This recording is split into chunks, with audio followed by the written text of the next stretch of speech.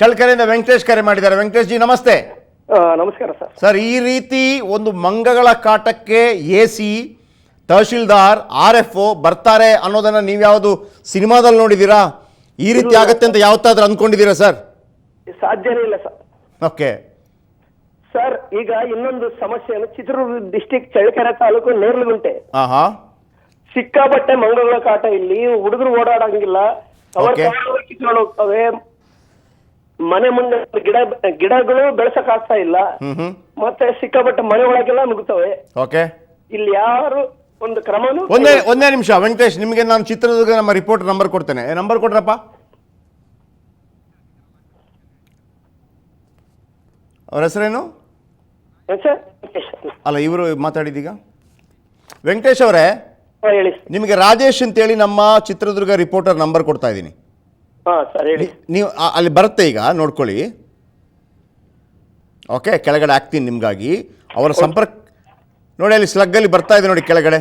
Rajesh, Chitradurga reporter. 96322 96322 01 01 504. 504. ಅವ್ರು ಸ್ವಲ್ಪ busy ಇರ್ತಾರೆ, ಆದರೂ ಒಂದು ಮೆಸೇಜ್ ಫಸ್ಟ್ ಕಳಿಸಿ ನೀವು, ಹಿಂಗಿದೆ ಅಂತೇಳಿ. ನಾವು ಕೂಡ ಇಲ್ಲಿಂದ ಹೇಳ್ತೀವಿ. ಓಕೆ ವೀಕ್ಷಕರೇ, ಮಂಗನ ಕಾಟ, ಮಂಗನ ಕಾಯಿಲೆ ಬಹಳ ವ್ಯಾಪಕವಾಗ್ತಾ ಇದೆ. ನಾವು ರಾಜಕಾರಣಿಗಳನ್ನು ಮತ್ತು ಸಂಬಂಧಪಟ್ಟ ಅಧಿಕಾರಿಗಳನ್ನು ಎಲ್ಲರನ್ನೂ ಕೂಡ ಅಲ್ಲಿಗೆ ಓಡಿಸಬೇಕು. ಯಾಕಂದರೆ ಅವರು ಸೇಫ್ ಆಗಿರ್ತಾರೆ. ಸೇಫ್ ಆಗಿರಿ, ನಾವಿಲ್ಲ ಅಂತ ಹೇಳಲ್ಲ, ನಿಮಗೇನು ಕಾಟ ಕೊಡಬೇಕು ಅಂತಲ್ಲ. ಆದರೆ ಈ ರೀತಿ ಕಾಟಗಳಾಗ್ತಾ ಇರುವಾಗ ನೀವೆಲ್ಲಿದ್ದಿರಿ? ನಿಮ್ಗೆ ಯಾಕೆ ನಾವು ಇಷ್ಟೆಲ್ಲ ಸವಲತ್ತುಗಳನ್ನು ಕೊಡಬೇಕು ಅಲ್ವಾ? ಓಕೆ, ಮತ್ತೊಬ್ಬರು ಕರೆ ಮಾಡಿದ್ದಾರೆ. ದಾವಣಗೆರೆಯಿಂದ ಅಂಜು ಕರೆ ಮಾಡಿದ್ದಾರೆ. ಅಂಜು ಸರ್ ನಮಸ್ತೆ. ಸರ್ ನಮಸ್ಕಾರ ಸರ್. ಈ ರೀತಿ ಆಗತ್ತೆ ಅಂತ ಅನ್ಕೊಂಡಿದ್ದೀರಾ ಸರ್? ಒಂದು ಮಂಗನ ವಿಚಾರಕ್ಕೆ ಇಷ್ಟೆಲ್ಲ ಜನ ಬರ್ತಾರೆ ಅಂತೇಳಿ? Sir same case sir. ನಮ್ಮ ಹಳ್ಳಿಲು ಹಿರೇಮೆಗ್ಲಿಗೆರೆ ಅಂತೇಳಿ 12 ಕಿಲೋಮೀಟರ್ ದಾವಣಗೆರೆ ಪಕ್ಕ.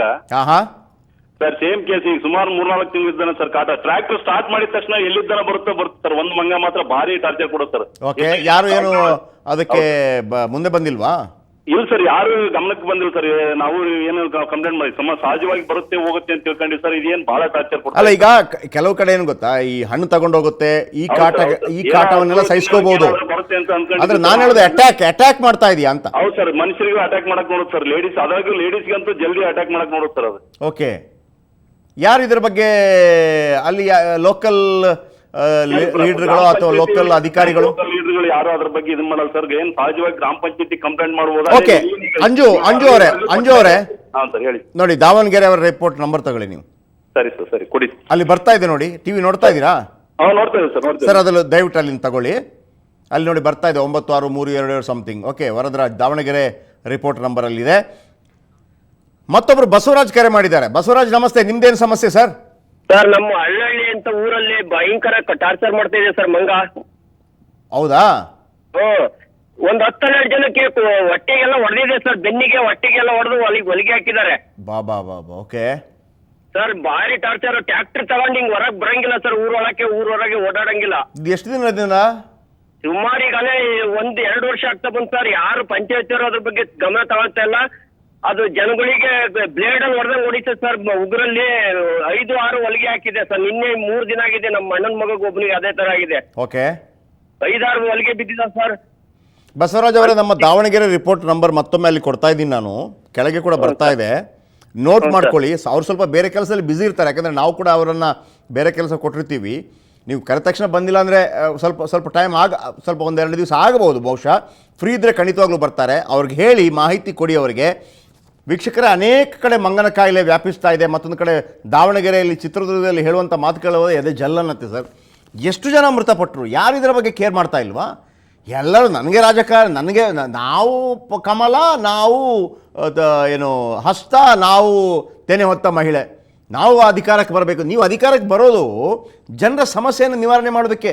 ಜನರ ಸಮಸ್ಯೆ ನಿವಾರಣೆ ಆಗ್ತಾ ಇಲ್ಲ ಅಂತಂದರೆ ಒಬ್ಬ MLA ಮಟ್ಟದಲ್ಲಿ, ಒಬ್ಬ ಜಿಲ್ಲಾ ಪಂಚಾಯತ್ ಮಟ್ಟದಲ್ಲಿ, ತಾಲೂಕು ಪಂಚಾಯತ್ ಮಟ್ಟದಲ್ಲಿ, ಗ್ರಾಮ ಪಂಚಾಯತ್ ಮಟ್ಟದಲ್ಲಿ, ಅಲ್ಲೊಬ್ಬ SP, ಅದಕ್ಕೆ ಬೇರೆ ಬೇರೆ ಇಲಾಖೆ, ಹಲವಾರು ಪೊಲೀಸು. ತುಮಕೂರಿಂದ ಮತ್ತೊಬ್ಬರು ಕರೆ ಮಾಡಿದ್ದಾರೆ, ಕುಮಾರ್ಜಿ ನಮಸ್ತೆ. ನಮಸ್ತೆ ಸರ್. ಸರ್, ಈ ರೀತಿ ಆಗತ್ತೆ ಅಂತ ನೀವು ಅಂದ್ಕೊಂಡಿದ್ದೀರಾ? ಈ ರೀತಿ ಒಂದು ಮಂಗನ ವಿಚಾರಕ್ಕೆ ಸುವರ್ಣ ನ್ಯೂಸ್ ಬಿಕ್ತ್ರಿ ಅವರು ಒಂದು ಮಂಗನ ವಿಚಾರಕ್ಕೆ ನ್ಯೂಸ್ ಮಾಡ್ತಾರೆ. ಅದನ್ನ ನೋಡಿ ಸಂಬಂಧಪಟ್ಟ ಎಲ್ಲ ಅಧಿಕಾರಿಗಳು ಓಡಿ ಬರ್ತಾರೆ. ಅವರ ಪರವಾಗಿ ನಾವು ನಿಲ್ತೀವಿ. ಕೇವಲ ಪಿಕ್ಚರ್ಗಳಲ್ಲಿ ನೋಡಿರ್ತಾರೆ, ಎಲ್ಲ ಬಂದ್ಬಿಟ್ರು ಅಂತೇಳಿ. ಬಟ್ ಇವತ್ತು ನಿಜವಾಗ್ಲೂ ಬಂದಿದ್ದಾರೆ, ಏನು ಅನ್ಸುತ್ತೆ ಸರ್? ಸರ್ ನಿಜವಾಗ್ಲೂ ಒಳ್ಳೆ ಅಭಿಯಾನ, ಮತ್ತೆ ಎಲ್ಲ ತುಂಬಾ ಹೆಲ್ಪ್ ಆಗ್ತಿದೆ ಸರ್. ಮಂಗನ ಕಾಯಿಲೆ ಈಗ ಎಲ್ಲ ಕಡೆ ಹರಡಿರೋ ಅಂದ್ರೆ ನೀವು ಒಳ್ಳೆ ಒಂದು ಕೆಲಸ ಮಾಡ್ತಿದ್ದೀರಾ ಸರ್. ಲಾಸ್ಟ್ ನಾನು 3 ವರ್ಷದಿಂದ ಇಲ್ಲಿ ತುಮಕೂರಲ್ಲಿ ತುಂಬಾ ಈ ತರ ಹಾವಳಿಗಳು ಬೆಳಿಗ್ಗೆ ಸಂಜೆ ಎಲ್ಲ ಮಂಗಗಳು ಓಡಾಡ್ತಿದ್ದೇವೆ. ಆದ್ರೆ ಇಲ್ಲೂ ಯಾವ ಅಧಿಕಾರಿಗಳು ಅದನ್ನ ಹಿಡಿಯುವಂತ ಪ್ರಯತ್ನ ಮಾಡ್ತಾ ಇಲ್ಲ ಸರ್. ಓಕೆ, ಅದ್ರ ಬಗ್ಗೆ ತುಮಕೂರಿಗೂ ಒಂಚೂರು ತುಮಕೂರು ಕಡೆ ಫೋಕಸ್ ಮಾಡಿ. ಖಂಡಿತ ಸರ್, ಅಲ್ಲಿ ಕೆಳಗಡೆ ನಾವು ತುಮಕೂರು ರಿಪೋರ್ಟರ್ ನಂಬರ್ ಕೂಡ ಕೊಟ್ಟಿದ್ದೀವಿ. Thank you very much. ಜೊತೆಗೆ ಮಾಂತೇಶ್ ಅಂತೇಳಿ ತುಮಕೂರು ರಿಪೋರ್ಟರ್ ಖಂಡಿತವಾಗ್ಲೂ ಬರ್ತಾರೆ ನೋಡಿ, ಅವರ ನಂಬರ್ ಕೂಡ ಕೊಟ್ಟಿದ್ದೀವಿ. ವೀಕ್ಷಕರೇ, ಒಂದು ನೆನಪಿಟ್ಕೊಳ್ಳಿ, ಅದರ ಜೊತೆಗೆ ಅನೇಕ ಪ್ರಾಣಿ ದಯಾ ಸಂಘದವರು ಕೂಡ ಈ ಸಂದರ್ಭದಲ್ಲಿ ಮುಂದೆ ಬರ್ಬೋದು. ದಯವಿಟ್ಟು ಮುಂದೆ ಬನ್ನಿ. ಅನೇಕ ಕಡೆ ಮಂಗಗಳನ್ನು ಕೊಲ್ಲಬೇಕು ಅಂತ ನಾವು ಖಂಡಿತವಾಗ್ಲೂ ಹೇಳೋದಿಲ್ಲ. ನಾವು ಯಾವುದೇ ಪ್ರಾಣಿ ಪಕ್ಷಿಗಳನ್ನು ಕೊಲ್ಲಬಾರ್ದು ನಾವು, ಆಮೇಲೆ ತಪ್ಪು ಕೂಡ. ಆದರೆ ಅದರಿಂದ ರಕ್ಷಣೆ ಹೇಗೆ ಅಂತೇಳಿ ತುಂಬ ಅಧಿಕಾರಿಗಳಿಗೂ ಗೊತ್ತಿರೋದಿಲ್ಲ, ಜನಪ್ರತಿನಿಧಿಗಳಿಗೂ ಗೊತ್ತಿರೋದಿಲ್ಲ. ಅನಿತಾ ಕರೆ ಮಾಡಿದ್ದಾರೆ. ಅನಿತಾ ಮೇಡಮ್ ಮೈಸೂರಿಂದ ಕರೆ ಮಾಡಿದ್ದಾರೆ. ಮೇಡಮ್ ನಮಸ್ತೆ. ನಮಸ್ತೆ ಸರ್. ನಮಸ್ತೆ ಹೇಳಿಮ್ಮ. Sir hats off you sir. ನೀವು ನಿಮ್ ಪ್ರೋಗ್ರಾಮ್ ನಮ್ ಮಿಸ್ಸೇ ಮಾಡಲ್ಲ ಸರ್. ಎಷ್ಟು ಒಳ್ಳೆ ಪ್ರೋಗ್ರಾಮ್ ಮಾಡ್ತೀರಾ ಅಂದ್ರೆ ನಿಜ ಬಡವ್ರಿಗೆಲ್ಲ ನಿಮ್ಮಂತವ್ರು ತುಂಬಾ ತುಂಬಾ ತುಂಬಾ ಜನ ಇರ್ಬೇಕು ಸರ್. ಅಷ್ಟು ಪ್ರೋಗ್ರಾಮ್ ತುಂಬಾ ಚೆನ್ನಾಗ್ ಮಾಡ್ತೀರಾ ಸರ್ ನೀವು. ಯಾವ್ದೆಲ್ಲ ನೋಡಿದ್ರಿ? ಸರ್ ನಿಮ್ದು ಬೇಜಾನ್ ಸರ್. ಒಂದೋ ಎರಡೋ ಆ ಸ್ಕೂಲ್ದಾಗ್ಲಿ ಬಾತ್ರೂಮ್ದಾಗ್ಲಿ ಗುಂಡಿಗಳು ಮುಚ್ಚೋದಾಗ್ಲಿ ಪ್ರತಿ ಒಂದು ನೋಡ್ತಾ ಇರ್ತೀವಿ ಸರ್. ಪ್ರತಿ ಒಂದು ಮಿಸ್ಸೇ ಮಾಡಲ್ಲ ನಿಮ್ ಪ್ರೋಗ್ರಾಮ್ಸ್. ಇವತ್ತು ಮಂಗಗಳ ಕಾಟ ಬಂದಾಗ ಆ ರೀತಿ ಅಧಿಕಾರಿಗಳೆಲ್ಲ ಬರ್ತಾರೆ ಅಂತ ಅನ್ಕೊಂಡಿದ್ರಾ? ಒಂದು ಮಂಗಗಳಿಗೆ ಬೇಕಾಗಿ ಡೆಫಿನೆಟ್ಲಿ ಸರ್. ಸರಿ ಸರ್, ನಾವು ಓಟ್ ಹಾಕಿಸ್ಕೊಳಕ್ ಮಾತ್ರ ಕಾಲು ಕೈ ಎಲ್ಲ ಹಿಡ್ಕೊಳಕ್ ಬರ್ತಾರೆ, ಆಗೆಲ್ಲ ನಾವು ಬೇಕಾಗುತ್ತೆ ಅವ್ರಿಗೆ. ಇದನ್ನ ನಾವ್ ಹೇಳಕ್ ಹೋಗ್ತೀವಿ, ಅಲ್ಲಿ ಹೋಗಿ ಸರ್ ಈ ತರ ಪ್ರಾಬ್ಲಮ್, ಹೋಗಮ್ಮ ಬರ್ತೀವಿ, ಹೋಗಮ್ಮ ಆಯ್ತು ಹೋಗಮ್ಮ, ಎಷ್ಟ್ ಸತಿ ಬರ್ತೀರಮ್ಮ, ಅದೇ ಹೇಳೋದವ್ರು. ತಕ್ಷಣ ಬರದೇ ಇಲ್ಲ. ಅದೇ ನೀವು ಒಂದೇ ಫೋನ್ ಮಾಡಿದ್ರೆ ಯಾಕೆ ಎದ್ರಿಕೋಬೇಕು? ನಾವು ಸಾಮಾನ್ಯ ಜನ, ನಾವು ಹೋಗಿ ಕಾಲು ಕೈ ಹಿಡಿತೀವಿ, ಆದ್ರೆ ಎದ್ರಿಕೊಳ್ಳೋದೇ ಇಲ್ಲ. ನಿಮಗ್ ತಕ್ಷಣ ಯಾಕೆ ಎದ್ರಿಕೋತಾರೆ? ಯಾಕಂದ್ರೆ ಅವರ ವಿಚಾರ ಇಡೀ ರಾಜ್ಯಕ್ಕೆ ಹೇಳ್ತೀವಲ್ವಾ, ಇಂತಿಂತ ಅಧಿಕಾರಿಗಳು ಮಾಡಿಲ್ಲ ಅಂತ ಅಂದ್ಬಿಟ್ಟು. ಅದೇ ಸರ್, ಅದೇ ನಿಮ್ ನಿಜವಾಗ್ಲೂ ಅರ್ಥ ಹೇಳ್ಬೇಕು. ನೀವ್ ಇದೇ ತರ ಚೆನ್ನಾಗಿರಿ. ಯಾವಾಗ್ಲೂ ಈ ತರ ಬಡವರು, ನೀವು ಶ್ರೀಮಂತರು ಅನ್ನೋದು ಇಲ್ಲ, ಅವ್ರು ಕೋಟಿ ಇಟ್ಟಿದ್ದಾರೆ ಅನ್ನೋದು ಕೇಸ್ ತಗೊಳ್ಳಲ್ಲ. ನೀವು ಅಷ್ಟೇ ಚೆನ್ನಾಗಿ ಅವ್ರನ್ನ ತೆಗ್ದಿ ಟಿವಿಲಿ ಒಂದೇ ಏಟಕ್ಕೆ ತೋರಿಸ್ತಾ ಇರ್ತೀರಾ. ಅದಕ್ಕೆ ಗ್ರೇಟ್ ಸರ್ ನೀವು. Thank you. ನಿಮ್ಮವರನ್ನು ಕೂಡ ಅನೇಕರು ಇರ್ತಾರೆ, ನಿಮ್ಮ ಫ್ರೆಂಡ್ಸ್ಗಳು. ಬಿಗ್3 ಸುವರ್ಣ ನ್ಯೂಸ್ ಬಿಗ್3 ನೋಡೋಕೆ ಹೇಳಿ, ಯಾಕಂದ್ರೆ ಅವ್ರಿಗೂ ಒಂದಲ್ಲ ಒಂದು ರೀತಿಯಲ್ಲಿ ಅದು ಹೆಲ್ಪ್ ಆಗಲಿ, ಅವರ ಸಮಸ್ಯೆಗಳಿಗೂ ಪರಿಹಾರದ ವೇದಿಕೆ ಆಗಲಿ ಬಿಗ್3 ಅಂತೇಳಿ. ಥ್ಯಾಂಕ್ ಯು ಮಂಜು. ಯೋಗೇಶ್ ಕರೆ ಮಾಡಿದ್ದಾರೆ ಮೈಸೂರಿಂದ ಒನ್ಸ್ ಅಗೇನ್. ಯೋಗೇಶ್ ಬೆಂಗಳೂರಿಂದ. ಯೋಗೇಶ್ ನಮಸ್ತೆ. ನಮಸ್ತೆ. ಕಾರ್ಯಕ್ರಮ ನೋಡ್ತಾ ಇದ್ದೀರಾ ಸರ್? ನೋಡ್ತಾ ಇದೀವಿ ಸರ್, ಒಂದ್ ದಿವಸನೂ ಬಿಡಲ್ಲ ಸರ್. Thank you.